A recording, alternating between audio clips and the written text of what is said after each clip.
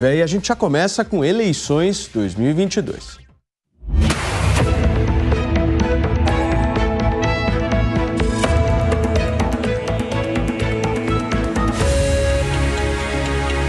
Eleições 2022. Tem pesquisa eleitoral nova, hein, gente? Elaborada pelo Instituto Paraná Pesquisas. E essa pesquisa está mostrando a aprovação do presidente Jair Bolsonaro entre os eleitores aqui do estado de São Paulo. Arte na tela, Eduardo Novak, para a gente poder conversar sobre esses números. Segundo o Instituto Paraná Pesquisas, nós temos os seguintes dados. 40,1% das intenções de voto vão para Bolsonaro, 36,2% para Lula, 7,1% para Ciro Gomes, 1,7% para Simone Tebet, 0,9% para Pablo Marçal, 0,5% para Vera Lúcia, não sabe ou não responderam, somam aí quase 5%, 4,9%, e 7,5% respondeu que votarão ou branco ou nulo. Outro destaque, inclusive, de hoje é relacionado ao lançamento como candidato à presidência da República pelo PTB, de nada mais nada menos do que Roberto Jefferson, que segue em prisão domiciliar. A gente vai trazer esse tema para debate, para discussão aqui no 3 em 1, mas eu vou chegar justamente naquele ponto que você gosta, o ponto que você participa, que você vai no site da Jovem Pan News votar, participar, dar a sua opinião, e a gente quer saber sobre essa candidatura de Roberto Jefferson. Você acha que ele tem o direito de se candidatar à presidência da República? Roberto Jefferson tem direito de ser candidato a presidente? jovempan.com.br, corre lá no site da PAN, vota, e ao longo do programa eu trago aqui os resultados parciais, certo? Ótima semana para o nosso Rodrigo Constantino, Fábio Piperno já por aqui também, Marco Antônio Moreira da Costa e o nosso Jorge Serrão. Serrão, vou começar por você. Eu quero uma análise sobre esses dados em relação à pesquisa aqui do estado de São Paulo. Podemos falar de Roberto Jefferson também, mas nesse final de semana teve um ato que eu acho que é interessante da gente debater aqui, que foi justamente uma espécie de confraternização do PSB, que é o partido de Geraldo Alckmin, candidato à vice-presidência da República. E neste jantar, nessa confraternização, o próprio ex-governador de São Paulo colocou algumas preocupações no decorrer aí do período eleitoral, principalmente com a melhora da economia, com a redução dos índices de inflação, dizendo que o candidato petista Lula vai ter que enfrentar isso. Como é que você enxerga aí? A campanha está quase começando. Saudações, meus amigos e amados haters. Finalmente a campanha vai começar, já não era sem tempo, né? Já estava enchendo o saco essa pré-campanha sem definições, com pesquisas muito precipitadas, sem a gente saber quem efetivamente era candidato ou não, e agora começa a ter a definição e as novidades. Então vamos por esse caso do PSB. Essa é uma preocupação concreta. Desde novembro do ano passado eu estou lembrando, estou avisando aqui, a economia vai melhorar e vai ter um outro resultado, e isso teria um impacto eleitoral. Novembro, pode olhar lá os videozinhos do 3 em 1, você vai ver que a gente já falou isso. Então isso não é novidade, é uma preocupação grande para a oposição a Jair Bolsonaro. Será muito explorado. Agora, a grande novidade dessa campanha eleitoral foi a entrada em campo de Roberto Jefferson. O presidente do PTB vem candidato à presidência da República. Decidiu isso no sábado. Inicialmente, o plano era que ele viesse candidato ao governo do Rio de Janeiro, ou então puxaria a chapa de deputado federal por aquele estado. Mas ele pensou melhor, pensou estrategicamente. A candidatura dele tem um objetivo interno. Ele quer permitir com que o PTB, usando o nome dele, ganhe maior projeção nacional para pelo menos fazer 2 deputados por estado. 1 ou 2 deputados por estado. Então essa é uma estratégia correta, que no fim das contas o PTB pode ter uma bancada importante com a linha conservadora que foi desenhada pelo partido. Então, esse é o primeiro ponto. Mas o próprio Jefferson já antecipou que ele não entra nessa disputa para bater chapa nem para brigar com Jair Bolsonaro. Inclusive, ele diz que vai ser o escudeiro de Jair Bolsonaro para as brigas que vão ocorrer.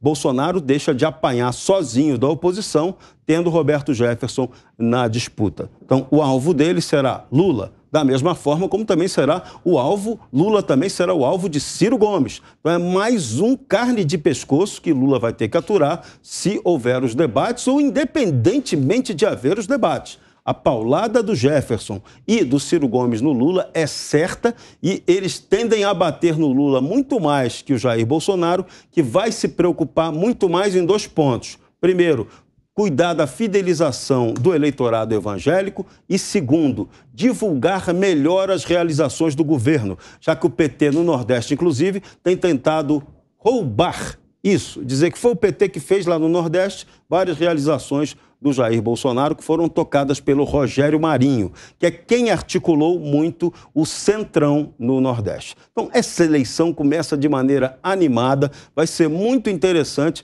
essa entrada do Jefferson para botar lenha na fogueira. Agora, grande dúvida, os votos de Roberto Jefferson para o Roberto Jefferson vão refletir aqueles que não gostam de Bolsonaro e também não gostam de Lula? Essa é a questão, está lá no meu artigo no site da Jovem Pan de hoje. Leia lá, prestigie e divulgue para os amigos. Ô Consta, boa tarde para você. Você acha que o Roberto Jefferson leva isso até o fim ou nós teremos algum tipo aí de interferência do judiciário?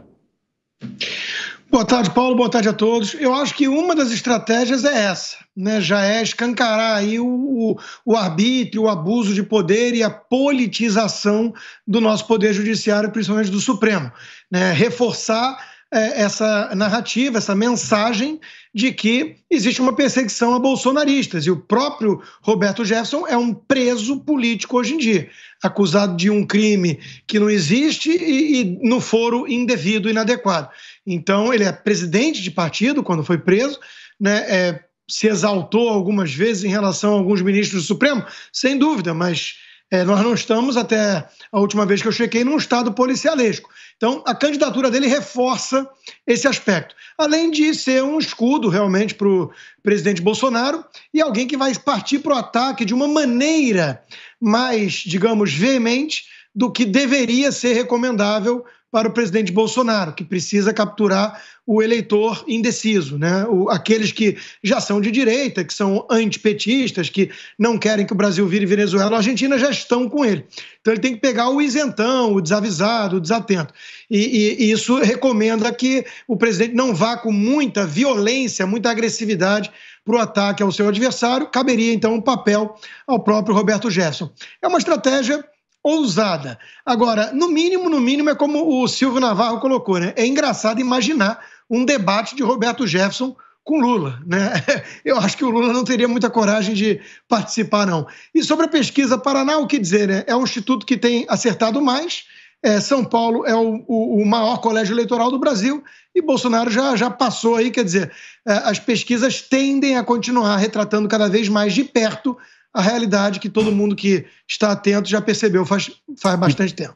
E Perno, como é que você vê essa dianteira do Bolsonaro segundo o Paraná Pesquisas? Boa tarde, Paulo. Paraná Pesquisas, no segundo turno em 2018, no segundo turno em 2014, especialmente nessa aí, acabou dando vexame, né? Eu já trouxe aqui, inclusive, acho que você estava de férias, uma tabelinha com todos os resultados, com todas as pesquisas da sexta-feira anterior ao segundo turno, que o Datafolha fez, por exemplo, 100% de acerto. O Paraná está muito longe disso. De qualquer forma, veja, Paulo, é mais uma pesquisa, são 14 levantamentos de grandes institutos importantes. Os resultados aqui em São Paulo, a exemplo dos resultados nacionais, eles apontam aqui em São Paulo quase todos numa única direção, os nacionais são unânimes. Então, de qualquer forma, é mais um resultado. As pessoas podem acreditar nesse ou naquele. O fato é que faltam 62 dias, isso acaba mudando um pouquinho. É uma diferença praticamente igual à do levantamento anterior. Teve lá uma oscilação de 0,6%, irrelevante isso. A gente sabe também que o Instituto Paraná é um dos institutos aí que acabaram sendo contratados por órgãos do governo para prestar serviço legitimamente, por sinal, tudo dentro da lei. Agora, em relação ao Roberto Jefferson, eu queria...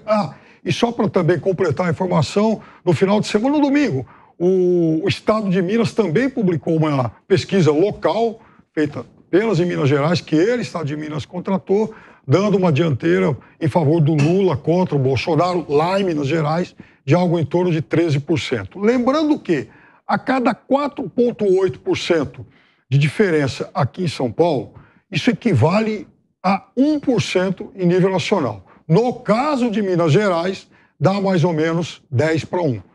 A cada 10% Cada 10% de diferença em Minas Gerais equivale a 1% do total nacional. Agora, Piperno, essas contas são confusas, hein? Não. É que Minas Gerais tem 10% do eleitorado nacional, ou seja, cada 10%... Eu já fiquei um pouco confuso.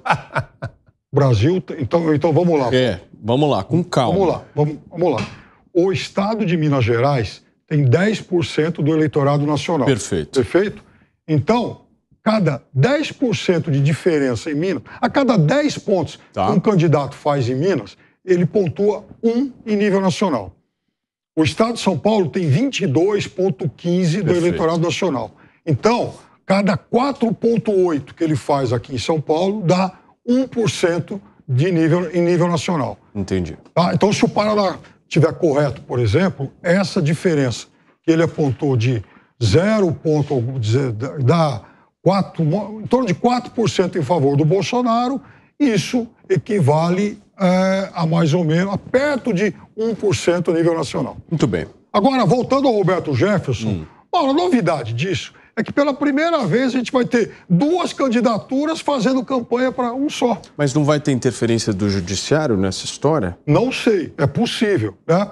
A gente não sabe ainda. É claro que outras forças vão tentar impedir essa candidatura. Pode ser que alguém da Justiça Eleitoral também tome por ofício algum tipo de providência, mas vamos imaginar que ele chegue até o fim. Se ele chegar até o fim, a eleição de 2022 vai marcar uma outra inovação na história eleitoral do Brasil. A de 2 candidatos fazendo campanha para um só. Nós temos esse exemplo, inclusive, com a desistência de Abraham Weintraub para a candidatura a governador do estado de São Paulo e vai sair candidato a deputado federal. É o mais coerente, né? Aí ele tem mais chance, né? Sim, mas enfim, é o mesmo cargo, né? A mesma família. Lembrando que o PTB também vai ter aqui em São Paulo a candidatura de Eduardo Cunha, né? E de Adriles Jorge, é sempre bom lembrar aqui. Por favor, Marco Antônio. Paulo, boa tarde a todos. Prazer, segunda-feira. Piperno descobriu o Instagram, agora está querendo lacrar, e a gente vai deslacrar agora. Vamos lá. Segundo o Instituto Piperno, com 200% de erro, né, ele consegue ter uma margem de erro de 200% aqui. Eu acho engraçado isso, né? Quando ele relativiza uma coisa que ele sempre defendeu aqui, que no caso a gente está falando do Instituto Paraná Pesquisas. Então ele faz uma defesa dos institutos de pesquisa, ele fala, etc, mas quando vai contra ele, eu estou procurando até agora a coerência do Piperno aqui no estúdio, não achei. Ela foi embora. Porque ele, né, você vê o grau de contaminação ideológica da visão de mundo quando vem uma pesquisa que vai contra a narrativa dele. Então, até aí tudo bem. Ele faz a leitura dele, a gente só expõe alguns absurdos que a gente acaba ouvindo aqui. Quando você vê esse negócio da candidatura, é uma tentativa de, claro, ter mais um palanque e auxiliar. Isso daí acontece, não tem novidade nenhuma aí. Isso acontece de maneira até um pouco... Na verdade, eu não acho nem que é um pouco estranha. Eu acho que é bastante visível quando a gente tem uma Simone Tebet colocando o Lula e o Bolsonaro na mesma base moral. Quando ela faz isso daí, e a gente teve a oportunidade de entrevistá-la recentemente, fica muito claro que toda essa exposição que ela tem e que ela usa é em favor do Lula. Porque você está comparando o Bolsonaro com o Lula, quem tem a ganhar é o Lula. O Bolsonaro, na verdade, não dá para você comparar o Bolsonaro com o Lula, esse é o ponto. Principalmente do ponto de vista moral, né? Não vou nem entrar no mérito de visão de mundo, de interferência na vida das pessoas, no mercado, na liberdade. Eu estou mesmo trazendo aqui a identificação de os dois são imorais, eu sou a terceira via. Só que quando você faz isso, você se torna uma franja do Lula, tecnicamente. Então você vai ter aí uma candidatura que sim, vai ser alvo de polêmica, vai ser alvo de representação, provavelmente vai ser judicializado isso daí, junto ao Tribunal Superior Eleitoral. Só que o Tribunal Superior Eleitoral virou uma espécie de tribunal aí criativo. Eu não vou nem mais falar ativismo. Talvez as pessoas nem entendam mais o que é ativismo. A gente tem que usar mesmo a criatividade. O ministro, ele está se tornando até ele está redesenhando as instituições republicanas. Eles estão brincando de aquarela, né, com o que a gente tem de instituição republicana. Porque se você tem medidas autoritárias vindo direto do Supremo Tribunal Federal, quem consegue consertar isso ou mudar isso? TSE é composto por 3 ministros, né, dos 7, 3 ministros são do Supremo Tribunal Federal. E aí, quem consegue dizer para eles que o que eles fizeram está errado? A gente está até agora com um inquérito de fake news, tem mais uma pessoa que foi presa que não tem foro por prerrogativa de função. Quer dizer, é um negócio estranho, tempos estranhos virão. Eu quero acreditar com o Serrão que a campanha sim vai ser propositiva, mas eu enxergo uma campanha repleta de interferência do Poder Judiciário. Deixa eu trazer aqui uma informação importante sobre essa pesquisa que eu divulguei do Instituto Paraná. Ela foi divulgada aqui no começo do programa e a margem de erro dela é de 2,3 pontos percentuais para mais ou para menos. E o registro dessa pesquisa, caso você queira mais detalhes sobre ela, é só entrar no site do TSE. Anota aí, o registro é BR-03035/2022. Certo, Serrão? Exatamente. Pesquisa tem que ser fiscalizada de perto por todo mundo que quiser ver e analisá-la com todo cuidado. Agora, vou falar um negócio para vocês, hein? Querem uma previsão bem catastrófica, mas catastrófica de verdade? Se o Alexandre de Moraes resolver mudar a cabeça dele e dizer que vai votar no Roberto Jefferson para presidente da República, eu garanto, o mundo acaba. Vamos dar uma olhadinha como é que a nossa audiência está respondendo justamente essa pergunta. Se Roberto Jefferson tem ou não tem o direito de sair candidato à presidência da República, 77,27% da nossa audiência acredita que sim, que ele tem esse direito de ser candidato à presidência da República e 22,6% acreditam que não, que ele não tem esse direito. Nós vamos bater agora quase 1.000 votos aí na enquete do portal da Jovem Pan News. Corre lá, vota, participa. Eu vou trazendo aqui o resultado parcial. Você me pediu, Piperno? Não, mas já que você perguntou para mim, se tivesse que votar, eu votaria sim. Eu acho que ele tem que ter o direito. Ele não está inelegível. E aí, consta? Então, o Roberto Jefferson com certeza tem direito. Quem não deveria ter direito é o Lula. Isso é um escárnio, isso mostra como o nosso judiciário atuou a favor de um político, né? Primeiro com a soltura, depois tornando elegível de uma maneira absurda, com um malabarismo impressionante. Eu vou até outubro lembrar que não é normal o ex-presidiário Lula ser candidato. Outra coisa que o Roberto Jefferson mencionou ao se declarar candidato é muito interessante também, que é a história de que a estratégia da esquerda sempre foi isso, jogar que nem um polvo, né, vários nomes para simular pluralidade, diversidade, oposição, onde não há. Veja, o Fux, por exemplo, disse, né, que defende um sistema eleitoral vigente no Brasil e a paz entre as disputas. Aí ele diz, adversários não são inimigos. Ora, eu quero lembrar duas coisas aqui. Primeiro, quem trouxe para o Brasil o nós contra eles tribal, demonizando qualquer adversário, tratando qualquer adversário como inimigo mortal, como fascista, genocida. O PT de Lula. Até o Alckmin foi tratado assim e hoje está lá do lado do Lula, que quer voltar à cena do crime, segundo o próprio Alckmin. E, número 2, no caso específico do PT, depois de tudo que a gente sabe, e do Lula, por ser candidato de maneira ilegítima e ter feito tudo que fez, sim, nesse caso eu abro uma exceção e acho que não devemos tratá-lo como adversário apenas. É inimigo do Brasil. O projeto todo, o que significaria uma volta do PT depois de tudo que aconteceu, do próprio Lula, isso é destruir o Brasil. Isso é mirar num exemplo da Argentina, da Venezuela. Aliás, o Lula andou prometendo 40 anos em 4, dando uma de JK. No caso dele, é passar para a Venezuela sem... pular para a Venezuela sem passar pela Argentina. É ir direto para o inferno sem o purgatório. Né? Essa é a ameaça que ele está fazendo. Porque ele já disse uma vez, o Chaves dirige uma Ferrari e é um Fusquinha, mas mirando no mesmo destino. Olha a Venezuela. Então, se ele quer acelerar agora, isso é uma ameaça.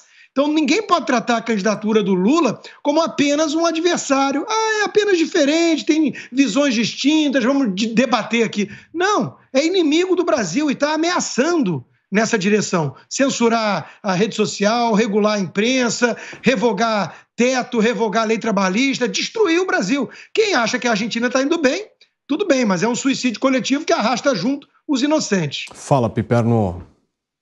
Não, a primeira coisa, só para complementar o que eu disse em relação ao Instituto Paraná, talvez não tenha ficado bem claro, é um instituto grande, sério, sim. E faz, de novo, apresenta os seus números, como faz regularmente há muitos anos. Eu apenas apontei algo muito contextualizado, né, do que aconteceu em 2 eleições atrás, mas, de qualquer forma, é um instituto importante. E os números deles, os números que ele traz agora, devem ser, sim, muito bem, muito considerados, levados em conta aí por todos os Posso tirar estudos. uma dúvida? Esses erros que você apontou são de pesquisas na sexta-feira véspera, é isso? Perto Você disso, fez uma análise sim. das sextas. Eu me lembro que, por exemplo, em 2014... Nós estamos há 2 meses da eleição. 2014, por exemplo, eles apontavam uma grande diferença para o Aécio, inclusive. Mas é um instituto que acertou várias vezes também. É um instituto importante para que fique muito bem claro. Ele deu Quero uma dizer isso. recalibrada É agora. importante. Talvez O tenha cara deu uma acertado recalibrada nisso ao também. vivo aqui. Ele deu uma Talvez tenha recalibrada. acertado nisso também, né? No Aécio com vantagem, né? Tava tudo levando nessa direção. Pois até é, algo mas esquisito então, e acontecer. nem o Aécio acredita nisso, né? Até porque ele reconheceu depois, né? É só a gente procurar as matérias sabe-se lá a na pressão internet. que acontece. Né? O Aécio não aponta mais qualquer dúvida em relação àquela derrota. Agora, tem um detalhe importante: até sexta-feira vão se definir todas as candidaturas. E uma coisa curiosa que está acontecendo nessa eleição, ela tem uma explicação: vários partidos pequenos, principalmente os de esquerda, estão lançando candidatos próprios à presidência. Aqueles partidos que não quiseram formar os consórcios partidários, eles estão avaliando que a sobrevivência deles vai ocorrer se eles tiverem uma chapa completa para disputar a eleição. Vão eleger pouca gente, mas vai eleger alguém. E não necessariamente nas campanhas majoritárias. Então, essa situação específica é a do PTB. Jefferson vem muito mais candidato para salvar e manter vivo o PTB do que, efetivamente, com competitividade para ganhar uma eleição. E vários partidos pequenos, podem notar aí, até sexta a gente vai ter a definição de todos eles, eles estão lançando candidatos. E até sexta a definição também da candidatura do Álvaro Dias. Vem ao Senado ou vem a presidente pelo Podemos também. Deixa eu trazer, você falou aqui de candidatos aí com menor potencial de voto, eu queria trazer 2 fatos políticos importantes, até para que você e o nosso time aqui possa comentar. Um a respeito de Ciro Gomes e o outro a respeito da senadora Simone Tebet. Vamos primeiro para o do Ciro Gomes, porque o caso do Ceará é muito emblemático na disputa eleitoral por conta justamente da aliança PDT-PT de muitos e muitos anos. Essa aliança foi quebrada e agora há um fato que era bem inesperado, justamente de uma junção de Ciro Gomes com Tasso Gereissati. Ou seja, ele faz aí o contra-ataque no próprio estado dele, sai de uma aliança com o PT e parte para uma aliança justamente com o PSDB. No caso do Ceará, inimigos aí, adversários aí de muito tempo. E o fato da senadora Simone Tebet é que a senadora aqui por São Paulo, Mara Gabrilli, pode ser a indicada como candidata à vice-presidência na chapa de Simone Tebet. Eu quero uma avaliação de vocês a respeito disso. Vamos lá, rapidinho. Favor, o MDB está com uma estratégia, que é uma estratégia corretíssima, de tentar estabelecer um diferencial para a candidatura Tebet. Então, formando uma chapa de mulheres, ela vai ter aquilo que na sexta-feira eu e o Piperno comentamos. Se a Simone tiver 5% nessa eleição presidencial, ela vai ser, na história do MDB, a pessoa mais votada como candidata a presidente. Então, ela quer ter, é melhor ter essa meta, é melhor disputar uma presidência e, eventualmente, não ganhar, do que disputar um Senado e perder feio. Isso sim seria vexame político. No caso do Ceará, tem um detalhe muito curioso. Quando Ciro Gomes volta a uma aliança com Tasso Gereissati, nada de tão anormal assim, porque no passado eles eram grandes aliados. O Ciro Gomes foi do PSDB lá atrás, na década de 90. Então, os adversários na política vão se compondo em função dos interesses regionais. Lá no Ceará, a família de Ciro Gomes vai tentar detonar o PT, que tem a máquina. A situação se inverte dessa vez. Eles ficam sem a máquina para disputar a eleição. Lá vai ser um pega para capar violento e a temperatura do Ciro contra Lula, em função desse caso específico do Ceará, vai ficar altíssima. Vai pegar mais pesado do que o previsto contra o candidato do PT. Foi o contragolpe, né, Marco, do Ciro no estado dele. O Ciro, ele tá naquela situação, ele deve estar pensando no Dória, nesses dias aí de frio. Ele deve estar falando, poxa, olha o meu destino, olha onde eu vou chegar, né? Ele vai ter que comprar a passagem dele para Paris antes, porque não existe isso. A gente está vendo a polarização acontecer. Essas candidaturas aí de traço vão minguar, vão se tornar cada vez mais irrelevantes. Eu só acho feio o oportunismo do pessoal. Quer dizer, o Ciro está a qualquer custo tentando criar pecha. Bolsonaro nazista, Bolsonaro isso, Bolsonaro aquilo. É feio, sabe? Você olha assim, você fala, cara, que deselegante, que discurso pesado, que coisa feia. Não é isso que você quer ouvir no palanque, um cara gritando pro outro que é fascista, nazista, porque você sabe que é uma mentira flagrante. Você não quer ouvir mentira. A gente está cansado de mentira na boca desses caras. Não existe 33 milhões de brasileiros com fome. Mentira. Uma baita de uma mentira. E a galera enche a boca para falar isso. Daí você pega no pulo. A Simone Tebet aconteceu isso no Pânico. Foi pega no pulo. Falei, dado falso. Ela, que seja 20, 25. Quer dizer, não importa. A verdade não importa. O que importa é o seguinte, eu posso jogar essa mesa no piperno para ganhar o debate? Para ganhar a candidatura à presidência da República? Para eles é isso. Então, eles manipulam qualquer dado, fazem qualquer tipo de adjetivação para o seu adversário e depois vem com esse papo furado lenga-lenga. Não, somos adversários. Somos inimigos só da extrema-direita. Aí você pergunta pro cara, e eu sou o quê então? Não, você é extrema-direita. Então, sabe, é um negócio tão hipócrita, tão infantil, que a máscara cai. A população percebe isso no debate. E a pior máscara é desses isentões de centro, que dizem, então não tem nada, tá caindo tudo para a esquerda. Você pediu, Constant? Não, eu ia pegar uma carona nisso que o Marco está falando, que eu acho muito relevante, né? A política mudou, as pessoas estão mais atentas, não há muito espaço para o traidor, para o oportunista em excesso. A turma xiita de esquerda vai ter sempre um mercado lá para eles e tudo mais, mas pensa em alguns casos, né? Por exemplo, o Weintraub, né? Ex-ministro do governo Bolsonaro. Saiu atirando, virou um Moro 2, né? Mostrou ali todo um oportunismo abjeto e já está anunciando a desistência da candidatura ao governo de São Paulo. Aí deve ser deputado agora.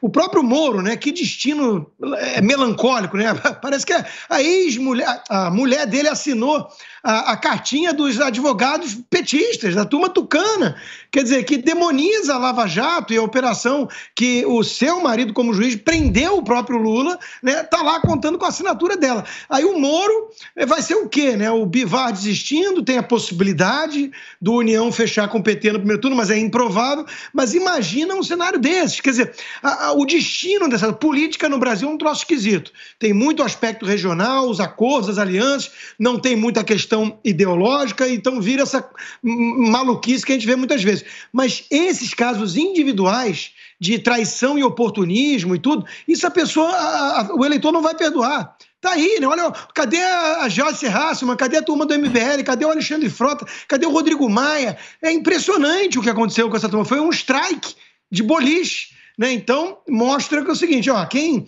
for trair o Brasil e não o Bolsonaro, o Brasil, para virar essa turma do genocida, assassino, a turma do mais, né? Não, a inflação está caindo, mas lá na frente pode piorar. A economia despiorou muito, mas... né, o analista, o especialista que eu entrevistei disse que vai piorar daqui a um ano. Então é uma turma que caiu tanto no ridículo com as suas narrativas que está pagando um preço político. Isso é uma reflexão importante nessa eleição. E sobre o MDB, vale analisar que, mais uma vez, estão jogando como balão de ensaio Temer, quer dizer, o vampiro que nunca desaparece.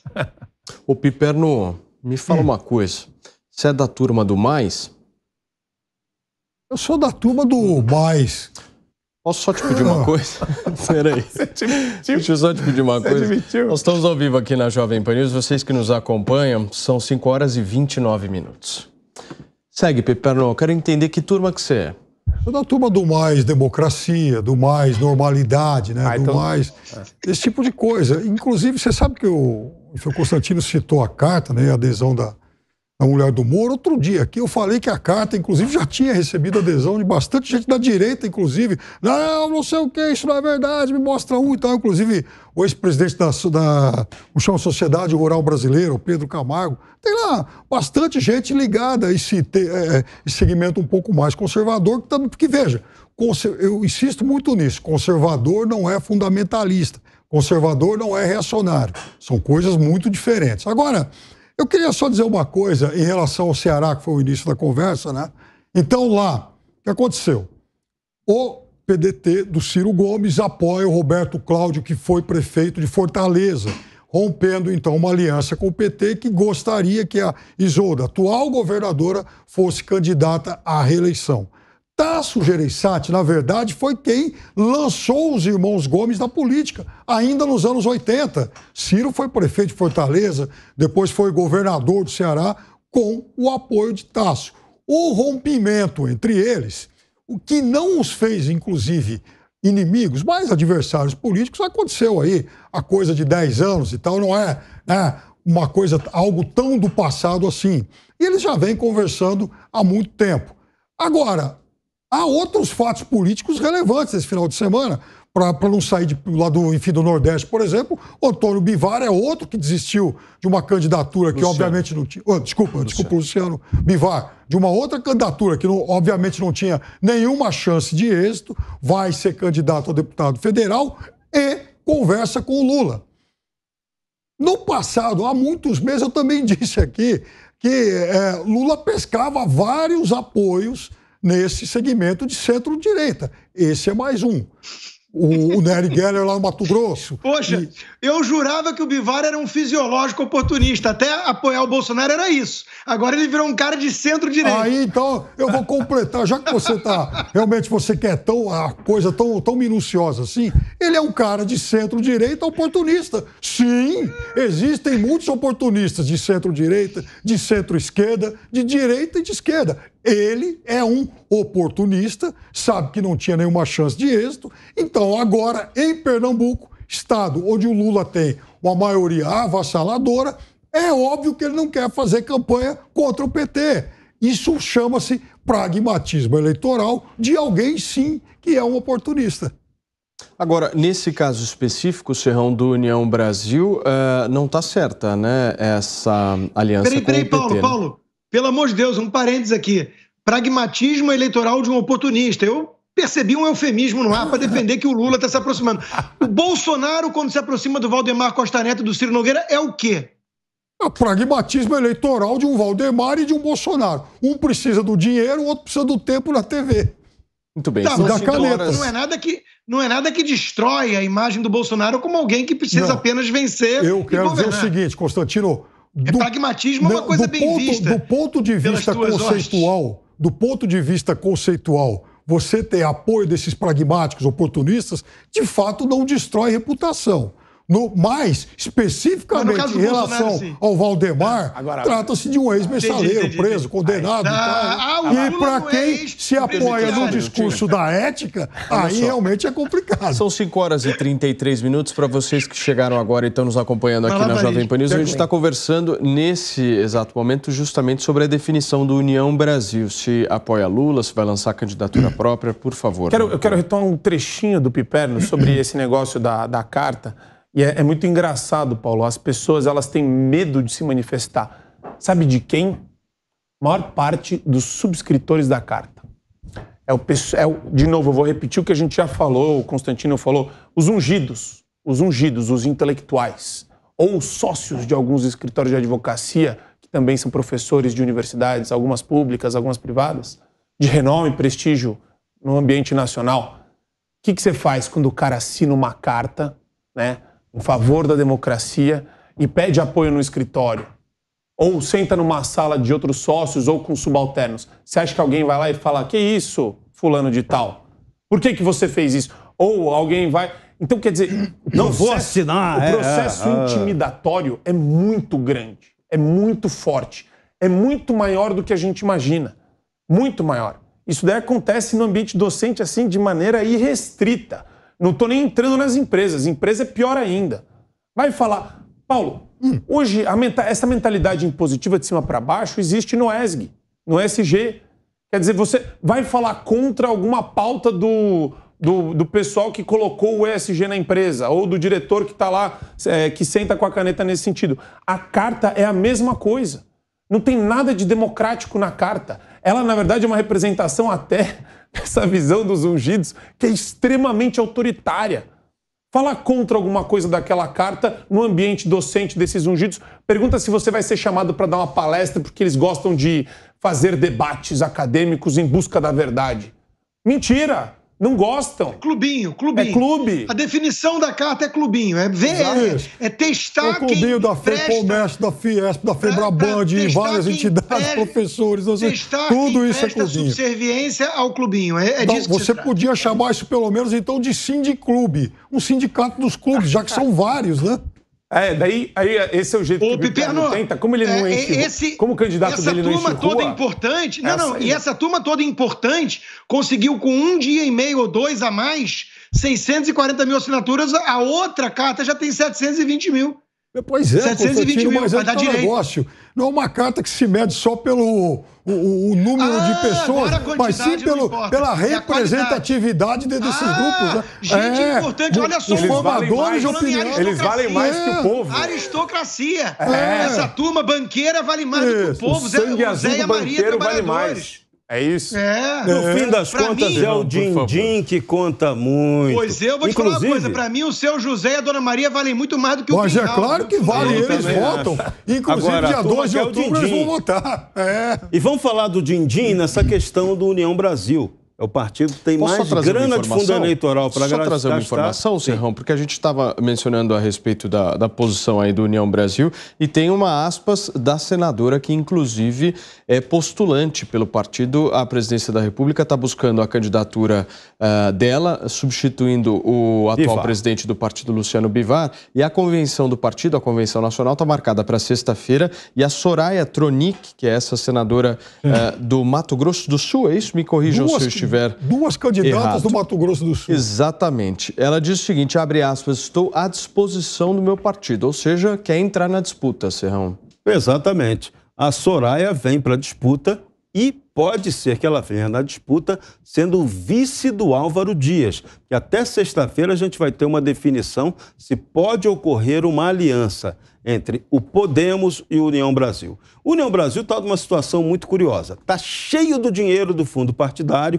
e dentro desse partido tem 2 interesses assim que não se combinam. Tem uma ala que quer apoiar o presidente Bolsonaro, está cheio de bolsonarista lá que não quis pular para outro partido por questão pessoal ou de conveniência regional. E tem também vários candidatos que querem apoiar Bolsonaro, mas não podem declarar isso explicitamente. É o caso específico de Antônio Carlos Magalhães Júnior, na Bahia. Mas, ao mesmo tempo, ele também não quer brigar com o PT. Ele não quer parecer o anti-Lula na Bahia, porque ele acha que isso, pelo menos no primeiro turno, tira voto dele. Então, a União Brasil está numa divisão muito esquisita. O Luciano Bivar, lá em Pernambuco, também não quer conflito com o Lula, porque ele sabe que ele pode ser prejudicado na eleição para deputado federal, caso ele se apresente como alguém anti-PT ou volte a ser ligado ao Bolsonaro, que ele já foi, mas não quer mais nada com o Bolsonaro há muito tempo. Né? Então, esse partido vive aí uma contradição curiosa. E até sexta ele define se ele vem com Álvaro Dias, na chapa do Álvaro Dias, ou se lança a candidatura própria da Soraya Tronic e o Mato Grosso do Sul, emplacando aí 2 candidatas a presidente. Interessantíssimo.